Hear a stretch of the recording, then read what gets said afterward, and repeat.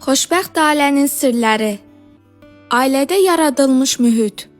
Yaxşı münasibətlər üzərində qurulmuş ailə həm gənclər, həm də yaşlı nəsil üçün ən gözəl məktəbdir. Samuel Smiles. Cəmiyyət ayrı-ayrı ailələrdən təşkil edilmişdi və ailə quran tərəflərin onu necə saxlamasından asılıdır. Ailə millətin ürəyidir.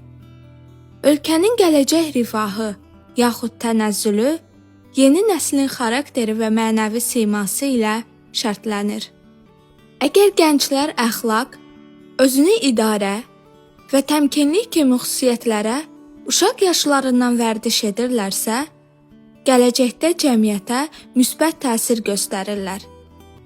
Əgər gənclər tərbiyə və intizamdan kənarda qalsalar, onda onlar özbaşına və ədəbsiz böyüyəcəklər.